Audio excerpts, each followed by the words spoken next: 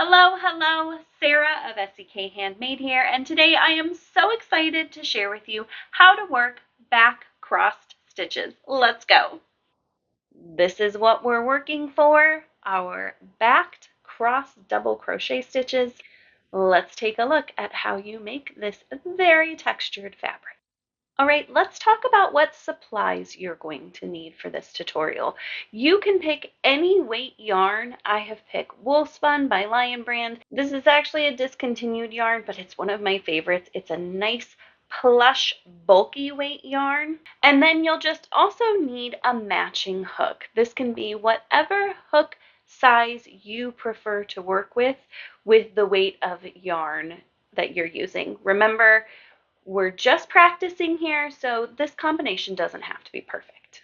For our back cross double crochet stitches, you're going to need a stitch multiple of 2. So go ahead and think about how many crossed stitches you would like to make. I'm going to make 4 crossed stitches, so 4 times 2 is 8.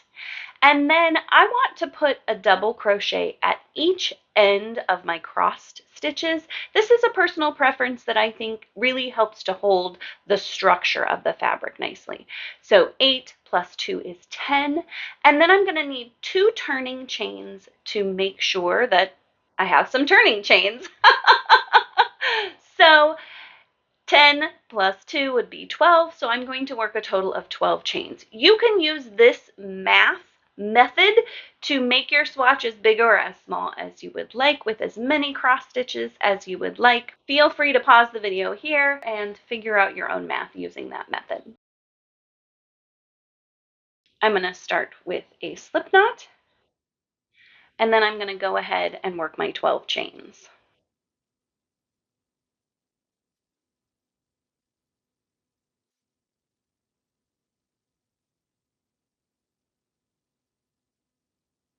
Now that I've made my 12 chains, I'm ready to go ahead and start my stitch pattern. You can work into whatever side of the chain you prefer. I like to work into the back bump. I'll go ahead and link a tutorial for that in the show notes below, so that if you'd like to play around with working into the back bump, you can go watch that tutorial real quick. No matter what part of the chain you're working into, we're going to go ahead and skip the first 2 chains and work 1 double crochet into our 3rd chain from our hook.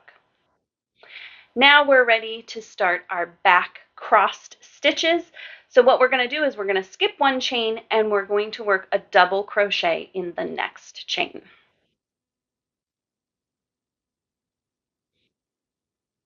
Now what we want to do is work a double crochet in the chain that we skipped. However, we want to reach through from the back of our work. So what I'm going to do is kind of fold my work forward. Here's the chain that I'm going to be working into, and I'm just going to reach through from front to back of that chain. My other double crochet that I worked previously is folded forward. You can see none of my yarn is wrapped around that one. We want to leave that one separate from the one we're making right now. So we're going to pull up a loop and work our double crochet completely behind the double crochet we made previously. So this is our first double crochet. Our second double crochet is hanging out behind it. Hence the name crossed behind. I'm going to do the same for this next one. I'm going to skip a chain, work into the next chain, and simply work a double crochet. Then I'm going to lean my work forward, find that chain that I skipped, yarn over, get my hook into the chain where I want it, pull up a loop, and work my double crochet completely behind my previous double crochet.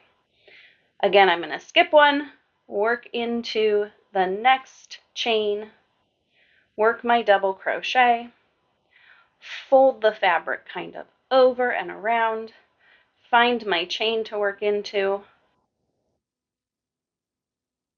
and work a double crochet there. I have 1 more to do because I said I was going to do 4 cross stitches, and I have 1, 2, 3. So 1 last one to do. Skip that chain, work into this chain, work my double crochet, fold my work forward, find that chain that I skipped over, insert my hook, and work that last double crochet completely behind the one I previously made.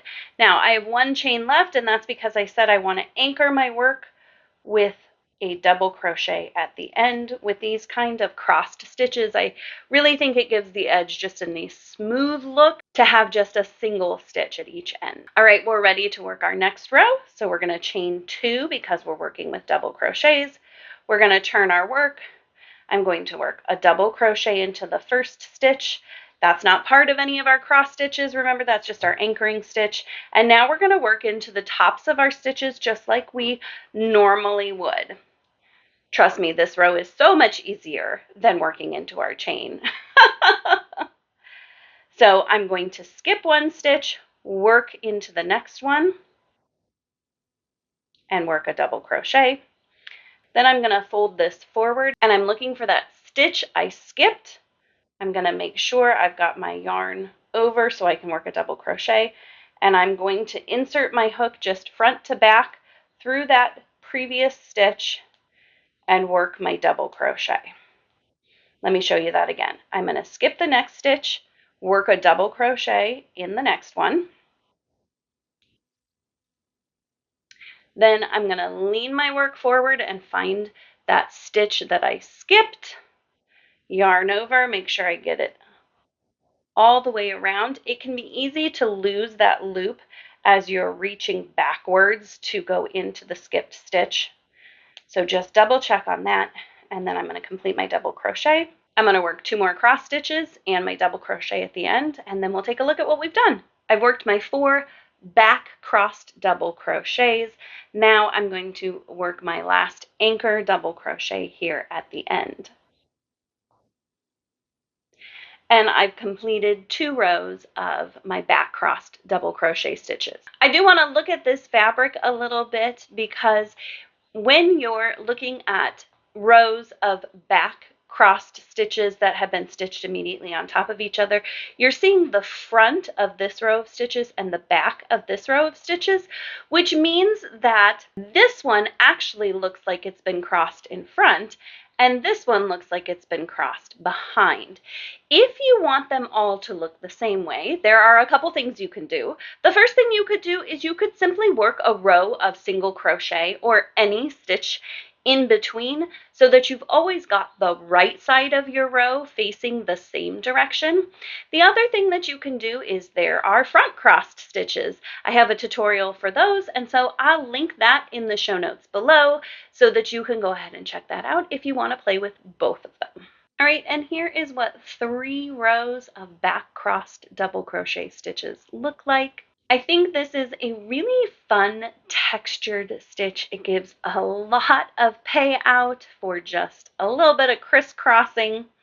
I like that it can be blocked to be nice and open. And one of the things that I have noticed is I feel like the definition of the cross is enhanced once the row is worked into.